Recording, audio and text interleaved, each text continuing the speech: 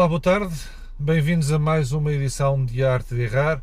Hoje temos connosco o professor António Carmona Rodrigues, professor universitário, ex-presidente da Câmara Municipal de Lisboa, ex-ministro das Obras Públicas, um especialista da água, que tanta falta hoje em dia faz não só a Portugal e ao mundo. Professor António, olá, como estás? Olá, Bem-vindo. Francisco, obrigado pelo convite. Muito obrigado. E obrigado também nós por esta disponibilidade desta conversa. António, qualquer conversa começa pelo início e, portanto, eu começaria pela tua infância e pelo a tua origem de burguesia lisboeta, de vivência aqui no Campo Pequeno, da tua herança militar, da tua influência ou não, dir-me-ás, do teu tio-avô que foi Presidente da República. Achas que todo este registro também te permitiu encarar de uma forma diferente o erro, com maior ou menor tolerância a ele? Todos nós somos muito moldados pela nossa personalidade e pela nossa experiência de vida, não é? Desde os primeiros tempos, não é? Eu, de facto, nasci em Lisboa e eu costumo dizer que sou lisboeta muito típico da minha geração, que é tanto o meu pai como a minha mãe não nasceram em Lisboa, não é? O meu pai era de Trás-os-Montes, a minha mãe era da região Saloia, de Mafra, era doméstica, a minha mãe, o meu pai era funcionário público e, portanto, pronto, tive uma vida normal, como tantas outras crianças do meu tempo. Vivia aqui perto do Campo Pequeno, andei sempre a estudar em estabelecimentos de ensino públicos, que na altura, pronto, eram completamente adequados, digamos, à qualidade do ensino que se pretendia ter. Esse quadro, de facto, familiar e de tradição militar não me levou a ser militar, não tenho nada contra as instituições militares, pelo contrário, mas, obviamente... Mas deu-te algum rigor, digamos assim? Sim, rigor, estar na vida, maneira de, pronto, de estar, a saber... E depois outros valores que me deram pessoalmente os meus pais, mas também a prática desportiva. Também devo dizer que também ajudou muito a moldar a minha personalidade. Especialmente na prática desportiva tem a ver com o erro, tem a ver com estar na vida, em todas as facetas da vida, seja profissional, seja desportiva, seja o que for, saber ganhar e saber perder, que é uma coisa que muitas pessoas não sabem, nem ganhar nem perder. E, portanto, é uma coisa que o rugby também te trouxe muito, com aquele espírito de equipa. Sem dúvida. E os valores também. Não, especialmente uma pessoa, exatamente, uma pessoa aprende também a que em tudo na vida, naquilo que queremos fazer bem, seja um desporto, na vida profissional, quer que seja, devemos dar o melhor possível, fazer o melhor de nós próprios. E é claro, temos consciência que não somos perfeitos, devemos ter consciência que toda a vida é um processo também de aprendizagem, em que não há ninguém, nem o Cristiano Ronaldo, seja do futebol ou da política ou das empresas, não há ninguém que ganhe sempre. E, portanto, temos de estar preparados para dar o nosso melhor e para perceber que justamente é com os erros pequenos ou grandes que se vão fazendo, pelas circunstâncias adversas que vamos tendo, que vamos corrigindo a trajetória, vamos tentando ser melhores nós próprios, vamos nos aperfeiçoando. A questão da água, a questão dos recursos hídricos, sendo-te uma pessoa ligada a isto, é um tema que te preocupa? Achas que tem havido uma gestão correta do tema água? Lembro-me agora, por exemplo, da questão das cheias de Lisboa, da forma como isto aconteceu e a justiça que finalmente foi feita ao plano de água que vai ser finalmente adotado 20 anos depois. Primeiro, na engenharia civil, não é? Na engenharia civil há vários ramos, mas o ramo da hidráulica sempre me atraiu muito, talvez porque são problemas todos mais diferentes uns dos outros, cada caso é um caso. E depois comecei a trabalhar, de facto, numa grande empresa que havia cá em Portugal, de consultoria na área de hidráulica, que era a Hidroprojeto, vamos passar a ver aqui um bocadinho, o edifício que era a Hidroprojeto, e depois, de facto, aí aprendi muito. Os meus, digamos, primeiros 10 anos de atividade profissional foram nessa empresa, aprendi muito, formei-me muito como engenheiro. Geralmente os problemas na água são sempre de 3 tipos, de uma forma simplista, de como eu costumo pôr a coisa, que é ou temos água a mais, ou temos água a menos, ou temos água de má qualidade. Geralmente os 3 problemas andam sempre o que é que quer dizer? Ou temos cheias, ou temos secas, ou temos poluição. Temos um quarto, se me permites, um desperdício, não é? Sim, claro. Que são litros e litros de água. Sim, claro. Isso é um tema que tem a ver, hoje cada vez mais, tem um significado crescente hoje em dia. Porquê? Porque o desperdício de água não é só o desperdício de recursos de água, porque tu, para teres água disponível, água potável para distribuição, gastaste muita energia. Hoje a energia está muito cara. Então, depois, quando falamos em desperdício de água, estamos a falar também em desperdício de custo de energia, que foi gasto inutilmente. Não se poderia fazer algo relativamente a processos de salinização? Nós sabemos que a Madeira tem utilizado isso, países como Marrocos também, Sim, Cabo Verde. Outros do Médio Oriente, e em Portugal não se ouve muito falar em dessalinização num país que tem, Sim. enfim, água salgada Pois, abundantemente. houve sempre um certo quase tabu sobre a dessalinização cá em Portugal continental, não é? Até há uns 2, 3 anos. Porquê? Porque, de facto, em termos de valores médios, nós somos um país bem dotado de recursos hídricos. Ou seja, o problema é que, na estatística, a média é o que é, mas não tem muito significado, digamos, temporal. Uma história de frango. Exatamente. E, portanto, nós continuamos a ser... Exatamente. Sim. E, portanto, o problema não é a média. E, portanto, talvez por constatação do que são hoje as aparentes mudanças climáticas, estamos a assistir a um comportamento climático diferente que leva a haver períodos mais prolongados e mais intensos de seca ou de escassez e períodos talvez mais frequentes e mais intensos também de cheias. A água dessalinizada até há meia dúzia de anos atrás, digamos assim, era cara. Era cara e isso o que é que fez baixar o preço de produção da água? Foi também a evolução tecnológica. O custo de produção da água desalinizada hoje é muito mais barato do que era há 10 anos ou há 20 anos. E também essa é uma razão, porque isso tem aparecido agora também com mais força, não é? Mas pronto, mas é uma tendência, até porque cá em Portugal a população continua a ser mais ou menos sempre à volta dos 10 milhões, não é? Mas a nível mundial a população está a crescer e está a crescer principalmente junto de zonas costeiras.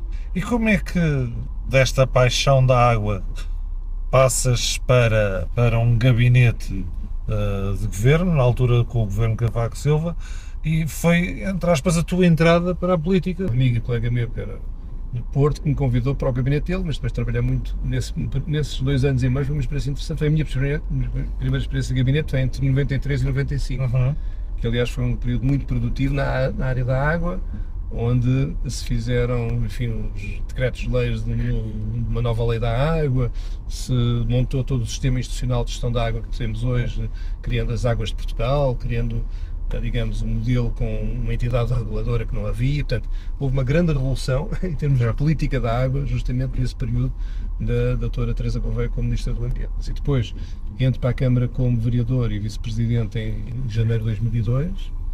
Pronto, que é um mundo, apesar de viver aqui em Lisboa, aquilo era, como sabes bem, é um mundo que não se conhece cá fora, não é? Mas a meio houve uma saída de 2 ministros, do professor Valente Oliveira e de um outro, do Luís Altino Moraes, e o Dr. Durão Barroso chamou-me e convidou-me para substituir o professor Valente Oliveira nas obras públicas, transportes e habitação, que foi uma experiência que eu gostei imenso.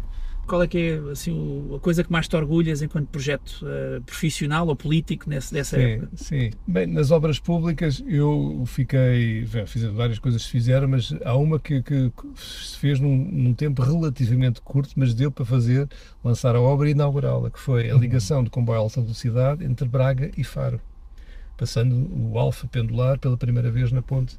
Ferrovia que hoje está tão em voga. Exatamente. E, portanto, não havia a eletrificação da linha do Sul, fez-se a eletrificação da linha do Sul e toda a questão da sinalização, etc., para podermos ter, como temos hoje, o Alfa pendular que liga Braga a Faro. Vou de vez em quando ao Algarve em trabalho de comboio e é com muita satisfação que vejo que vai sempre cheio o comboio, e portanto isso é uma alegria muito grande ver que valeu a pena. E que eu acho que toda a gente quando entra num novo mundo, digamos assim, tem sempre uma expectativa do que é que acha que vai correr bem, o que é que acha que vai gostar e o que é que acha que não vai gostar. Ao fim de algum tempo, houve alguma coisa que tu dissesse, não estava à espera disto? Aqui voltamos ao dossiê da TAP, se queres. Eu não estava à espera de encontrar 16 sindicatos na TAP, acho eu que era 16, se não me engano, com os quais reuni com todos só de uma vez, e todos os problemas, de facto, eu não conhecia a estrutura da TAP, não conhecia os problemas, digamos, da TAP, em termos de recursos humanos, em termos técnicos, em termos de vários, enfim, em termos de mercado, tal como outras empresas públicas que estavam em falência técnica, não é? Ainda hoje estão, mas que é difícil arranjar uma solução sem uma forte intervenção do Estado, do setor público, porque há muito poucas empresas de transportes no mundo que não dêem prejuízo. Então, há um lastro grande também de situações, por exemplo, só para dar uma ideia, às tantas a Carris, um dos problemas que pesava, sei lá, nas contas da Carris era o facto, às tantas, vocês também não se lembram, mas antes os autocarros da Carris tinham sempre dois empregados, que eram o motorista E o pica. e o pica-bilhetes, como claro. se costumava dizer, Claro. ou trinca-bilhetes, ou pica-bilhetes, que houve uma certa altura, com a modernização dos autocarros, deixou de existir. E, portanto, de um dia para o outro, a Carris quase que ficou com 1000 pessoas, que eram os pica-bilhetes, Deixaram de ter por... deixaram de ter, ocupação. Achas que este tempo, a tua entrada na política, a ida para a Câmara de Lisboa, a saída da suspensão na Câmara de Lisboa para ir para o Ministério, o regresso à Câmara de Lisboa, este corrupio de turbilhão também criou um bocadinho essa... Olhando para trás assim, 20 anos depois, tu olhas para trás e pensas assim, de facto, a coisa não podia ter corrido de outra forma, porque foi tudo muito acelerado. Às vezes quando as pessoas perguntam se eu estou arrependido, não estou arrependido. Mas voltando atrás, teria feito certas coisas de outra maneira. É isso com certeza, mas pronto, hoje já tenho outra experiência que na altura se calhar não tinha. Quais é que foram as principais lições que retiras desse tempo ou desses erros que cometeste? Eu costumo dizer é distinguir a política da politiquice, não é? E aquilo que é pior nesta história é a politiquice, não é? Que não é a política. A política é o que nós somos chamados a fazer quando vamos para estes cargos, não é? Portanto, isso faz parte, no fundo, é a administração da coisa pública do país, não é? No fundo, seja a nível municipal, seja a nível nacional. Na política é uma coisa muito importante, que eu acho que às vezes está um bocado esquecida, que é a questão do exemplo. Os políticos também, por aquilo que fazem no seu dia-a-dia, pela aquela forma como estão, como falam, como se comportam, etc., dão um exemplo, quer queremos, quer não. E o exemplo tem de ser bom. Achas que o exemplo que hoje em dia os políticos, aqueles com mais visibilidade, estão a dar, achas que é um bom exemplo para a nossa sociedade? Podia ser muito melhor, não é? E isso faz-me dizer o seguinte, vocês estavam a dizer, e bem, eu tive mais ou menos estas funções há uns 20 anos, e se fosse hoje, se calhar não aceitava. Não é por mais nada, não é para eu saber mais hoje do que agora, é porque a classe política, eu acho que está com uma imagem muito mais desgastada do que estava na altura. E pessoas como eu, independentes, são chamadas a sair da sua atividade normal para ir para uma função política, pública, eu acho que hoje mais dificilmente aceitariam. Justamente porque, pronto, não querem ficar conotadas também com um ambiente que, no fundo, não dá bons exemplos. Não é? A tua vitória em Lisboa foi, acima de tudo, uma vitória tua. O PSD nunca teve, e até hoje não repetiu, o resultado que tu tiveste. E achas, hoje em dia, achas que isso é uma coisa que faz falta à política? Essa forma desprendida que tu tentaste incutir e que pagaste o teu preço, não foi? Não, mas o preço que paguei foi justamente por ser independente, ou pseudo-independente, ou seja, porque no fundo eu fui independente e eleito por uma lista de um partido, não é?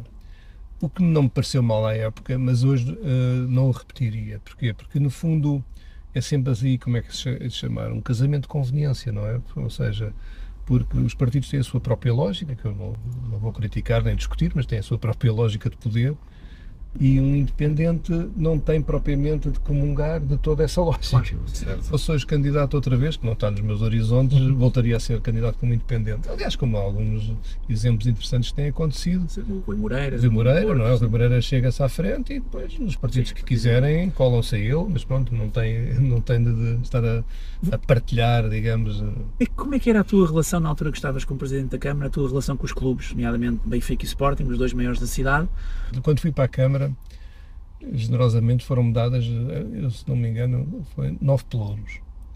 E depois eu costumava dizer a brincar 9 mais 2, e o mais 2 tinha a ver também, enquanto vereador responsável pelo planeamento urbanístico, com aquilo que foram os estádios para o Euro 2004 do Sporting e do Benfica, porque estava tudo a zero, não havia nada escrito, não havia projeto, não havia uma série de coisas, não havia estudo das acessibilidades, etc. Depois é o seguinte, aliás, isso foi objeto até de uma comissão parlamentar do Euro, que apurou, portanto isto são dados que estão escritos e estão publicados, que curiosamente quem beneficiou mais foi o Porto. O Porto em ajudas diretas ou indiretas para a construção do estádio do Euro recebeu mais que o Sporting e o Benfica juntos. Não sei se têm essa noção. Que experiência é que tens dessa altura, enfim, aqui já não na Câmara, mas a trabalhares com esse governo? Devo dizer que gostei muito. Foi tudo sempre muito profissional, trabalhou-se muito, fez-se muita coisa e gostei do ambiente do governo, dos secretários de Estado, das relações com o Parlamento. E guardo muito boas, foi muito intenso, mas guardo muito boas recordações. As segundas eleições para a presidência da Câmara, enfim, depois de um primeiro resultado, onde tens os tais resultados que o Francisco refere, que foram efetivamente muito bons, acho que os melhores até hoje na Câmara de Lisboa, por parte do PSD, mas nas segundas eleições perdes. À distância hoje, qual é que achas que foi ou que foram os principais erros que levaram a este resultado? Eu vou à segunda eleição num movimento independente, não é? Não vou apoiar por nenhum partido, portanto é um movimento independente que, aliás, teve muito pouco tempo para se preparar, porque, aliás, lembro-me que houve num primeiro tempo, as eleições antecipadas na Câmara foram marcadas para uma data que era impossível qualquer pessoa criar uma estrutura de movimento independente. Depois houve 3 providências cautelares que foram feitas justamente sobre a data que foi marcada e, felizmente, uma delas vingou, que obrigou a adiar a data.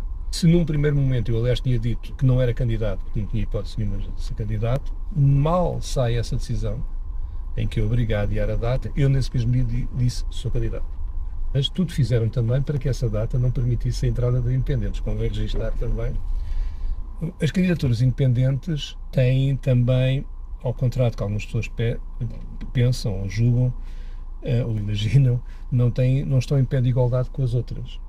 Coisas tão simples como as outras estavam na altura dispensadas de pagar o IVA, as independentes têm de pagar o IVA, mas mais do que isso, no próprio boletim de voto não aparece a nossa cara, não aparece a candidatura número 1, número 2, e as pessoas têm de se imaginar quem é a candidatura número 1 ou número 2. Não temos direito a pôr outdoors ao abrigo da lei política que permite os partidos porem outdoors, portanto, uma série de coisas que não estamos em pé de igualdade, não é? Em segundo lugar, eu acho que foi bastante prestigiante. Conseguiste 4 vereadores. 4 vereadores foi bastante significativo e bastante, enfim, foram só 30 e tal mil votos, mas de qualquer modo foi bastante significativo em termos de novos vereadores. Falaste aqui há pouco de um tema que eu acho que todos somos muito sensíveis, ainda para mais agora, que é o aeroporto de Lisboa.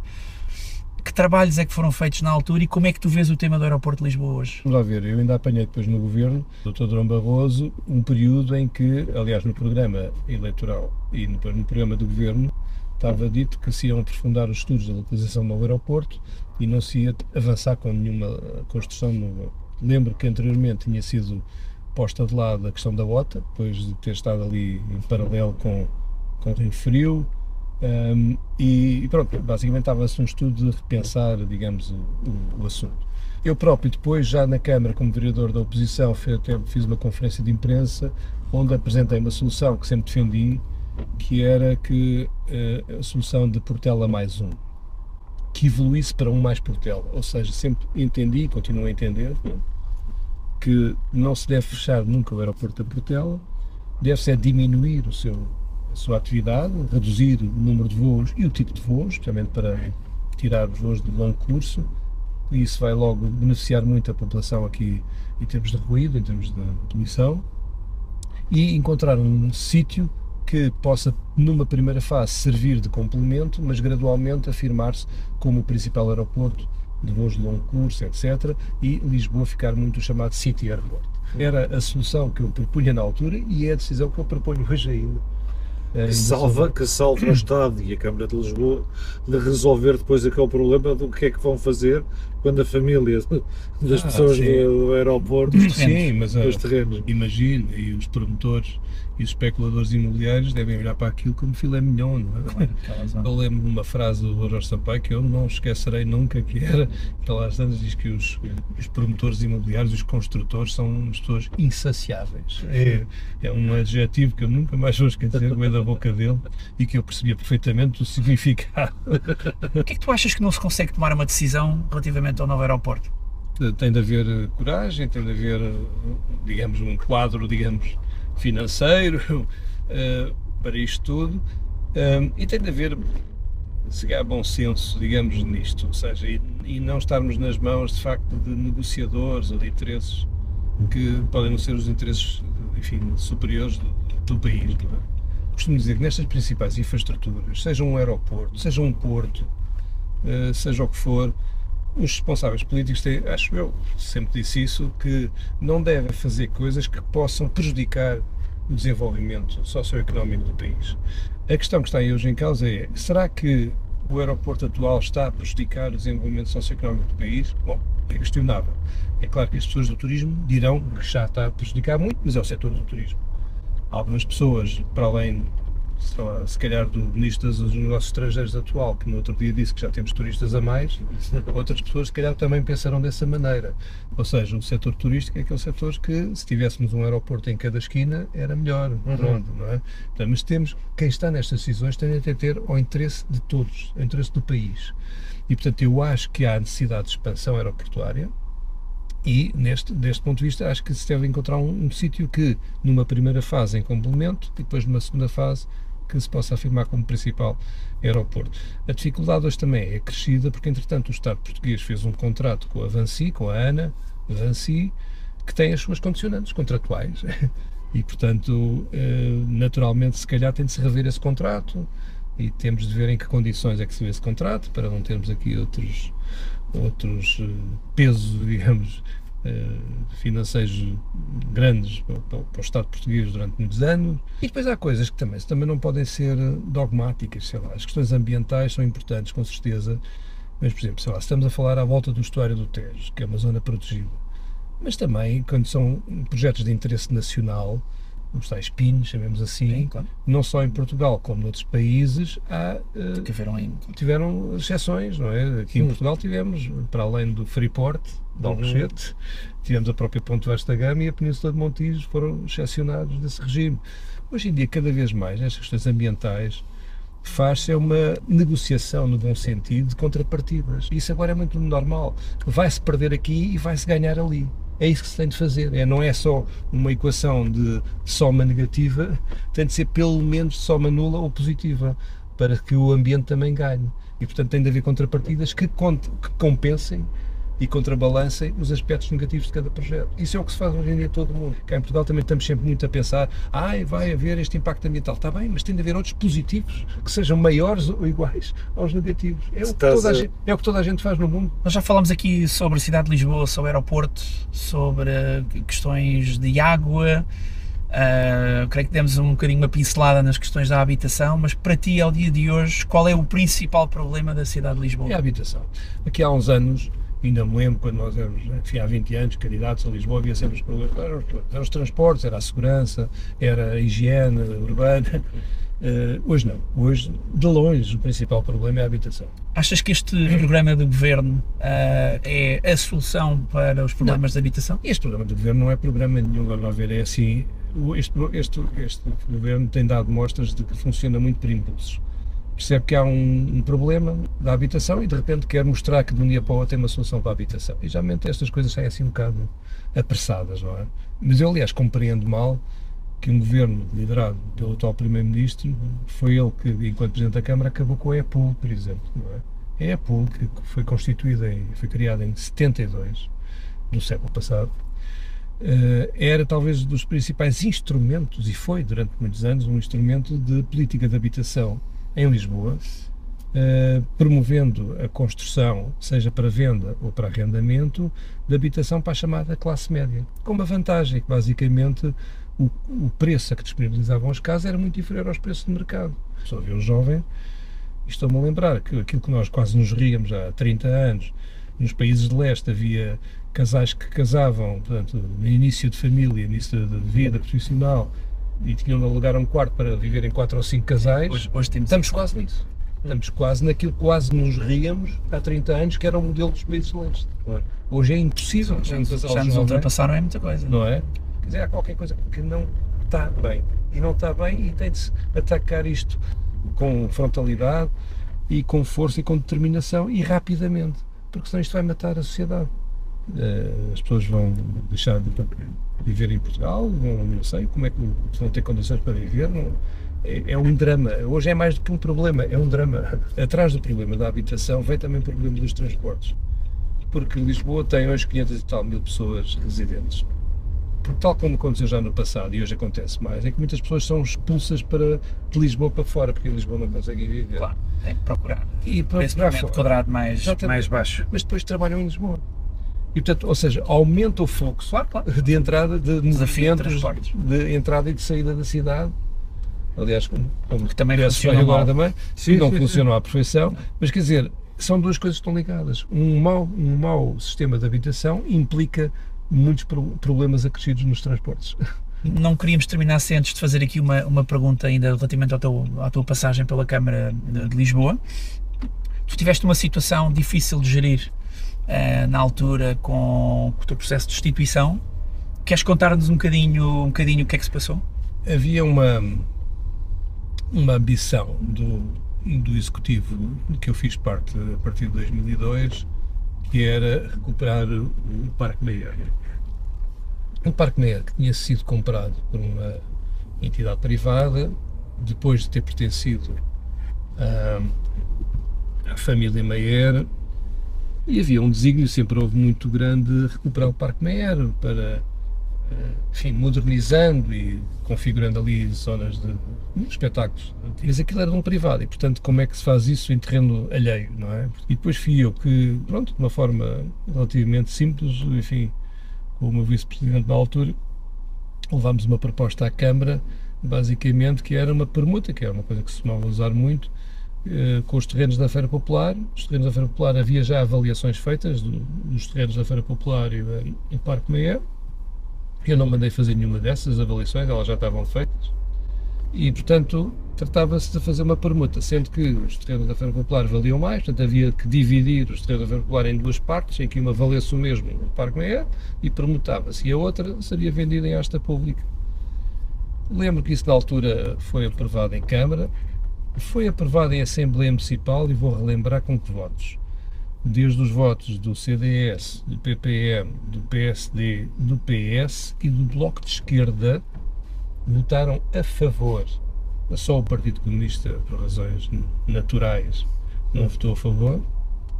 E a partir mais ou menos de abril, eu sou indicado como candidato do PSD à Câmara de Lisboa, e a partir daí passei a ser aquilo que era uma pessoa bestial, passou a besta. Portanto, a partir do momento que eu sou candidato, passei de bestial a besta. Aquilo que toda a gente tinha votado bem e elogiado, depois era tudo mal e duvidoso.